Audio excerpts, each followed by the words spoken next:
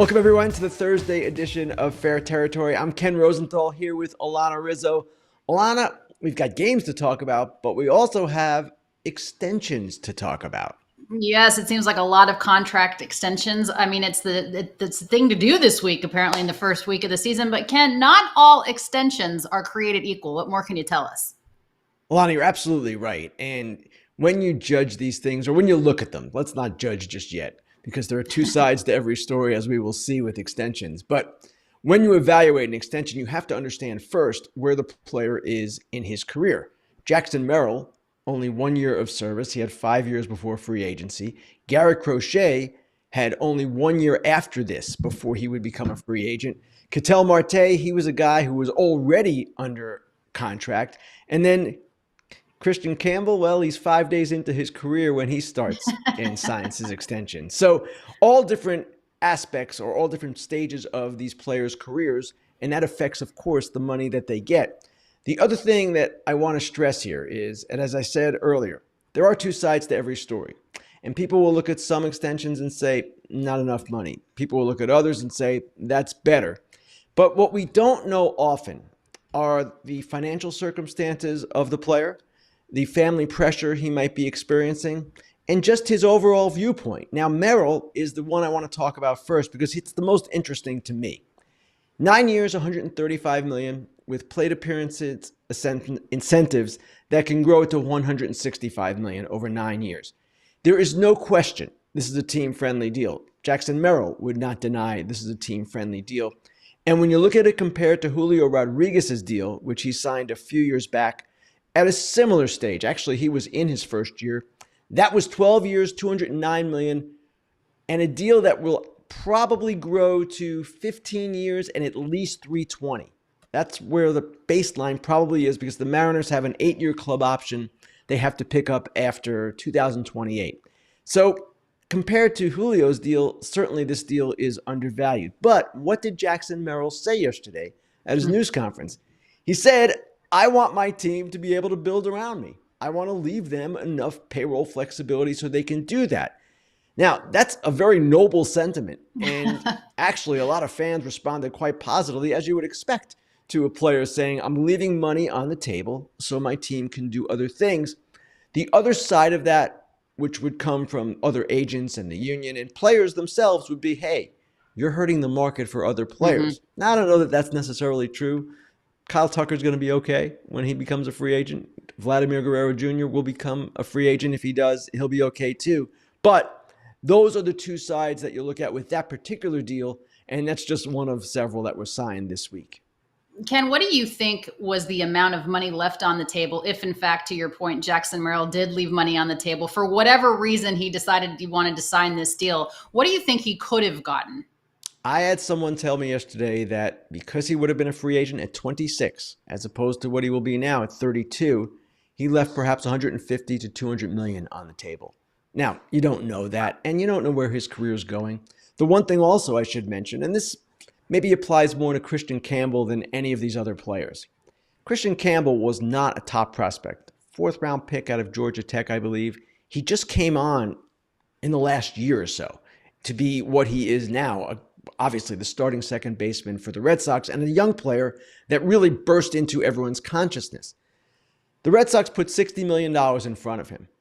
And if you're Christian Campbell's parents and you say, well, how do we know that he's going to make $60 million when this kid wasn't even that highly regarded not that long ago? You don't know that. And if you're a parent, you're looking at it, it's tempting. Now, what I would say also, again, presenting the other side, is for position players, Alanna, there's much less risk of injury. They happen, injuries, no question. But the pitchers, you can certainly understand why they would jump at extensions more enthusiastically than position players would. And yet at the same time, when you're putting life-changing money in front of a person, when there are no guarantees in life, I can understand where the player is coming from. If that indeed was Christian Campbell's motivation, I don't know exactly, but that is kind of the dichotomy that we see here often with these extensions. Yeah, perhaps it's not generational wealth like a contract that's 200, 250 million, but he certainly can take care of his immediate family. And it is hard to walk away from $60 million. I don't care who you are. And he's been in the big leagues for about 5 minutes. Now, Marte is a different case, Ken, because it's a 6-year, $116 million extension. But this is on the other side of the spectrum. A veteran player, I guess, rewarding him for service time. What do you make of this deal? He wants to keep playing for the Diamondbacks. It's pretty simple, actually. And he was signed through, I believe, age 31. This takes him through age 37. I don't know if I have the years exactly right there.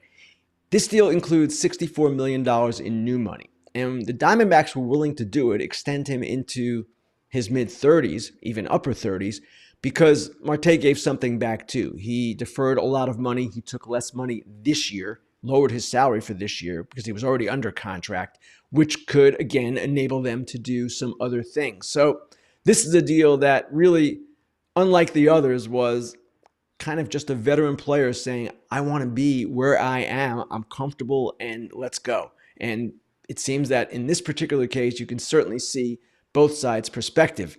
Now, Alanna, Crochet is perhaps the most interesting of all on the other side of this. I don't know that anyone will question whether Garrett Crochet got market value. If anything, he maybe got a little bit above market value. Here's a guy who landed a 6-year, $170 million extension when he has only been a starting pitcher for 1 year. Now, he would have been a free agent entering his age 28 season. That's very young. And he's already had his Tommy John surgery in 2022, so he should be good for a while, you would hope. But at the same time, the Red Sox see this enormous potential that he has, and we saw it yesterday against the Orioles, of course, and they believe that this is a guy who will ultimately be worth in his free agent years $32 million a year, and that's where this contract takes him. So again, all different aspects here, all different things to consider, but each case is different and each player is different. Yeah, it's crazy to think what a few months have made for Garrett Crochet going from the White Sox and saying, I am a starter. I don't want to be traded and be put in the bullpen for the Los Angeles Dodgers, to signing a very hefty 6-year, $170 million deal with the Red Sox. Much more to come here on Fair Territory with Ken Rosenthal. Make sure you load up the questions for Ken and Grillin Ken. That is coming up. But first, a couple of words from our friends at Foul Territory and Homage. Fam, shout out to Homage. Make sure you check out the website and also use our code if you want a little 20% off if you're a first-time shopper. There are so many Major League looks in so many different ways that you can find on T-shirts. There's all kinds of pants. The starter jackets are fire this year, new and more improved, and just every team you're looking for, Kratz, they've got it for you. I mean, I'm going to hit on the Phillies because they got the old school, the back in the day before I was born, my dad's old school P. But then the starter jacket with the maroon Phillies P on it, oh, baby, get that, John, because you can wear it all year when it's cold and in the spring when it's warming up. Yeah, go for it. Heavier, higher quality fill to take you from spring training all the way to the playoffs. We've got them. Check out the website again, homage.com. I love their Grateful Dead baseball line as well. And use the code Foul Territory for 20% off if you are a first-time shopper. Get after it, FT fam. All right. Thanks, Homage, for being a part of the Foul Territory family. Ken, I don't know that many people are going to be wearing Homage Braves jackets right now because I tell you what, my friend, the Braves are scuffling. Maybe it's just because they've run into a buzzsaw this first part of the season, but no team in Major League Baseball history has made the postseason, Ken. You know this better than anybody. After starting the season 0-7, what do the Braves need to do to right this ship? Well, you're talking to the guy who picked them to win the World Series, Alanna. So maybe you're asking the wrong expert about the Atlanta Braves. First of all, 0-7, yes, it's daunting. But keep in mind, we have expanded playoffs now. So the fact that no team has come back from that to make the playoffs, it's a little bit different because only in the last couple of years have we had 12 teams. All right, that's one thing to encourage the Braves. What I would also say is they're going to hit. Some of their players are not hitting right now. Austin Riley yesterday described his performance as embarrassing. Acuna's coming back. Strider's coming back. Sean Murphy's coming back. So once they get some of those players back, Strider obviously is a pitcher, their offense and staff in general will be in a better place. And the other thing that's worth noting, and I'm ringing the optimistic bell here, trying to anyway, for Braves fans, they are a team that, with the Profar suspension, the 80-game ban for Jurickson Profar because he used PEDs, they're going to save about $6 million there, almost $6 million. And right now they're about $14 million, I should say, under the luxury tax threshold. That's a lot of room to maneuver at the deadline. And their president of baseball operations, Alex Anthopoulos, has almost always been aggressive at the deadline. So they'll get their players back, the injured players. They'll be able to do some things as the deadline approaches and at the deadline. So all is not lost. But keep in mind also, they're in a good division. They're in a division with two powerhouses, the New York Mets and the Philadelphia Phillies. So it's not too late to think this season can be salvaged, but it's not early enough to just simply dismiss this either. They've got to get going. And we've seen teams, the Astros last year being so prominent among them, rally from this kind of start. The Astros, I believe, were 7-19. The Mets were 0-5 last year, if I recall. So it's not burying or anything like that. But at the same time, some warning signs have emerged. The rotation's thinner than they thought, especially now with the loss of Ronaldo Lopez, and the bullpen, it doesn't seem to be in a good place. Let me ask you this, Ken, because I've heard a couple of different places that perhaps this is going to be Brian Snitker's last year at the helm of the Atlanta Braves. I mean, how much stock are you putting into that? And certainly, I never discount what Alex Anthopoulos has done with that team, and I really have a lot of faith in Brian Snitker. Do you think this is it for him? Remains to be seen. He hasn't made up his mind, and I don't expect him to make up his mind just yet. Next year, if I'm not mistaken, would be his 50th year in the organization. Now, he can be in the organization as a special advisor if he's no longer managing, so that's not necessarily going to be decisive for him. But let's see how the season goes, because if the season ends in disappointment, there would be every reason for Snitker to say, okay, that was it, and every reason for the Braves to say, let's move on and let's try something else. Snitker might think, well, I'd like to take one more shot at it, but at that point, yeah, the Braves would have certainly ample justification to say, let's end this nicely and move on with Brian in the front office in some capacity. But again, it's way early, and I do want to see how this plays out. I know fans are upset with Snitker too, but 0-7 is not 0-70. It's not even 20-50. Let's see how this all shakes out. Yeah, Snit is a great baseball man, and this has just been a weird week for those Atlanta Braves. I never count them out. All right, time now for Grillin Ken.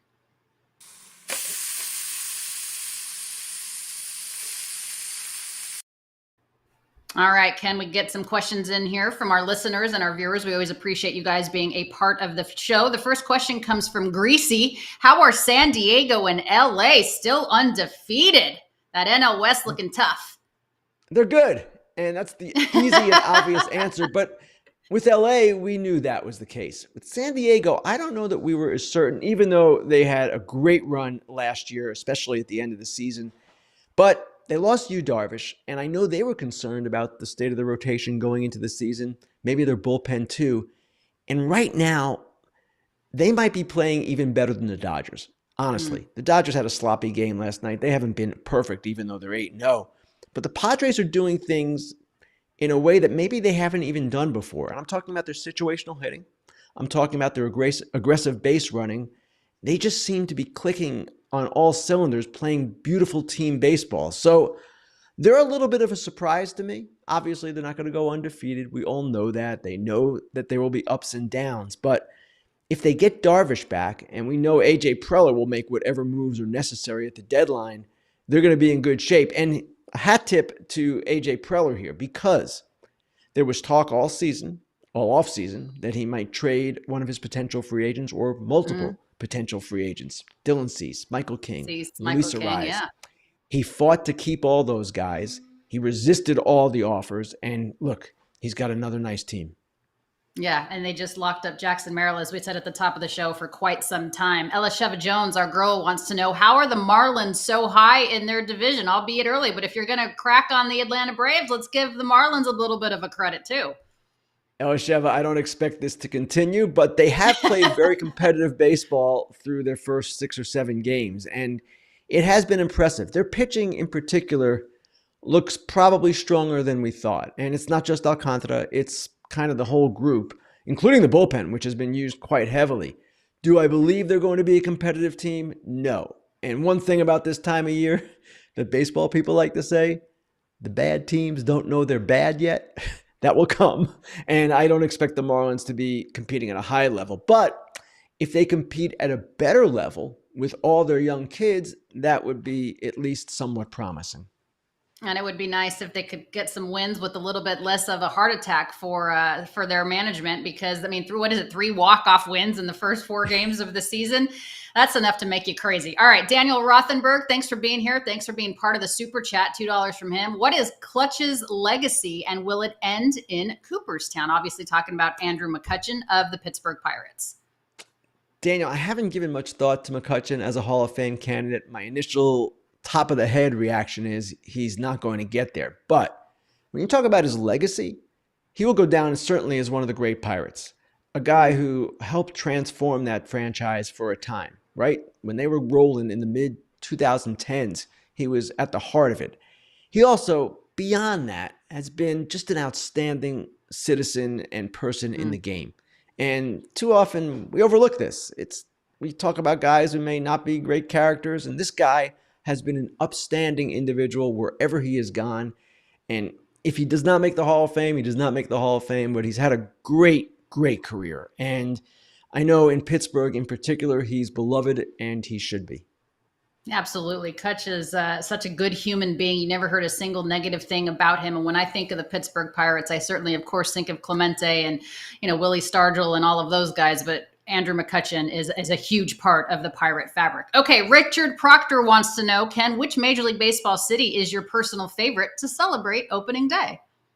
Actually, Richard, I haven't been to that many cities for opening day. And in the job I currently have now, I usually don't even travel for opening day. My first game will be the first Fox game, the first Saturday of the season. I've never been to Cincinnati for an opening day. That looks like the place to be. They have the parade downtown. It looks like it's more unique than any other place. I did used to enjoy all of the opening days I covered in Baltimore, but I can say that's probably no different an event than any other city.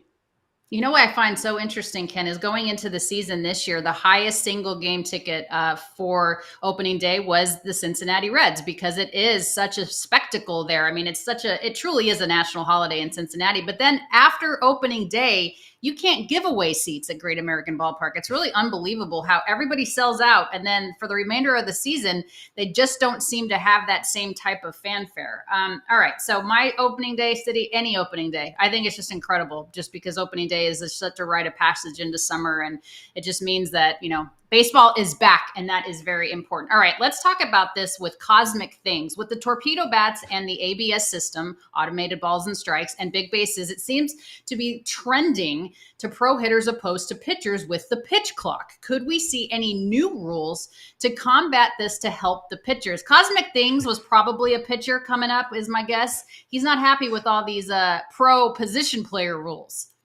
I would say to Cosmic Things that the pitchers have had the advantage for quite some time now. And there has been, yes, a concerted offense by the league to get a concerted effort by the league to get more offense into the game. That's the stolen base rule genesis, right? The bats are not coming from the league. That's coming from the bat manufacturers and players who are looking for different weight distributions in their bats. And we'll see how this plays out. And we'll see, as I said, on Foul Territory, if this truly has an impact or not. And I know people are saying, oh my gosh, look at the Yankees first weekend. The Brewers, look at their velos that weekend. Not great. And the Diamondbacks the last couple of days shut down the Yankees pretty well. So I want to see more data. I want to see more things play out here before I declare a state of emergency over the emergence of torpedo bats. All right. Again, and they are legal. According to Major League Baseball, there is not a rule being broken. It's not just the New York Yankees using the bats. As several players on every team has been using them. It's a player's preference. Okay, here's another question for you, Ken. The last question, in fact. Michael Rowland wants to know, dudes hit 270 on average. When I started watching baseball, it's 243 now. Do the pitchers need more help? Throwing 105 miles per hour is not good enough.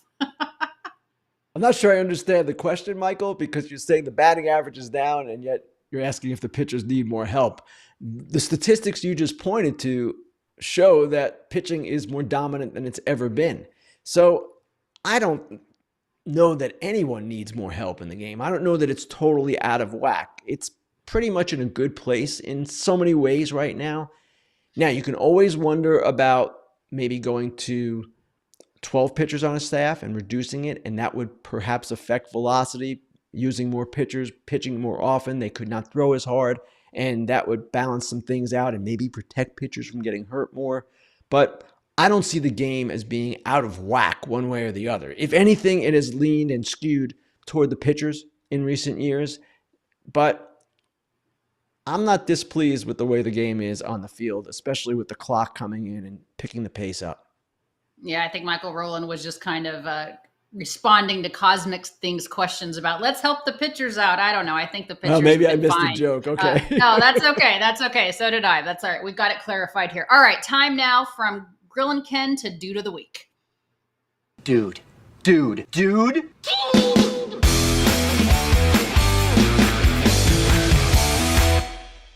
All right, Ken, who is your Dude of the Week? Somebody or something or some organization that stood out to you in a positive way? Alanna, we talk often about superstars and super teams as our Dudes of the Week, but I'm going to go a little bit off the board today and talk about a guy who is 29 years old, made his major league debut finally this week. His name is Jake Mangum. He plays for the Tampa Bay Rays. He made an immediate impact. He's now hitting in the middle of their order, 4 games into his career. This is a guy who had a great college career at Mississippi State. His nickname was the Mayor of Starkville. I believe he broke the SEC record for hits in a career, and yet, as a 4th-round pick of the Mets, he could not get on track. These are my favorite stories in baseball, and Mangum is just one of them. There are many others that we've heard in spring training, into the season, guys who have made teams that kind of came out of nowhere, that have been toiling in obscurity for the majority of their careers. So hats off to Jake Mangum, and hats off to all of the players who overcame odds to get where they are today. Yeah, it just goes to show you if you want it badly enough and you keep working towards it, goodness knows what could happen. Congratulations to him. Mine is a physical object. It is the torpedo bat. And the reason being, Ken, for my Dude of the Week is just because of the attention that this has garnered, and really more so to Aaron Leonhardt, who is actually the former physics professor at the University of Michigan, who is credited with the design. He's 48 years old. He was a field coordinator for the Marlins, and the date of the bat, kind of the origin of it, dates back a couple of years. But he's been able to create it to make a little bit more sense for some players that want to use it. And again, it's within the rules of Major League Baseball, with this being a sport of purists, of course, and we have a hard time adjusting to change. I just think it's interesting that he has us talking all about a bat, and good for him. You know, he kind of got out of the university world and is in the major league world. And it's just kind of funny because everyone's, ranting and raving about the torpedo bat. But if it was your team that's hit 15 home runs in the first 3 games of the season, you'd be fine with it. All right. What about your Dork of the Week?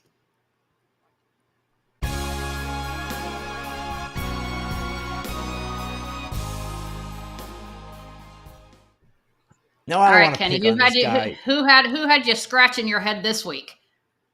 Trevor McGill, Milwaukee Brewers pitcher. And I've met Trevor. I know Trevor. He's a good dude. But what he said about the Yankees in the wake of the torpedo bat revelation was, as he later learned, premature and incorrect. What he said was, it's the Yankees, they'll let it slide. Well, first of all, Trevor, the bats, as Alanna said, are perfectly legal. This is simply a matter of how you distribute the weight on the bats. That's all that's changed here. Nothing is outside the rules. And then, as Trevor quickly learned, as we all did, as you mentioned earlier, guys on virtually every team are at least thinking about trying these bats if they're not using them themselves. So, Trevor, a lot of times, a lot of us speak before thinking. I do it myself, but in this case, you spoke too soon. Yeah, maybe it's just a matter of your pitching staff got shelled and it's a little embarrassing. Maybe it's nothing to do with the torpedo bats because Aaron Judge doesn't use it, and he seemed to do okay over the course of that series. Okay, my dork of the week is Jerks and Profar, and it's not just Jerks and Profar. It's anybody that chooses to use PEDs in this day and age of Major League Baseball when you know that you're going to be tested, you know that you're going to get caught, and I just find it ironic and interesting that after he called Will Smith irrelevant, all of this comes out that he has now been suspended for using PEDs. You know better, and moreover, not only do you hurt yourself, but you're hurting your team. The Atlanta Braves didn't need to deal with this. Nobody needs to deal with this. Profar, all of the things. So he is my dork of the week. You know the rules at this point. There's no beating around the bush with that. You know what you can ingest into your body. If you say, oh, I don't know, you know. You know better than that at this point. You're not a young kid in this game anymore. All right, before we go, Ken, let's shout out our friends at BetMGM, of course. Let's shout out the BetMGM First Bet $1,500 offer when you use the bonus code FOUL. Get this offer when you download the BetMGM Sportsbook app or at betmgm.com. Sign up, enter that bonus code FOUL, and deposit at least $10 into your new account. Place your first wager and receive up to $15 back in bonus bets if the bet loses. If the bet does lose, your bonus bets will be available once your initial wager is settled. Gambling problem or concern? Call 1-800-GAMBLER. Ken, always great to be with you. Of course, Ken has a brand new episode next week of Fair Territory, and Foul Territory is next. We'll see you then. Take care.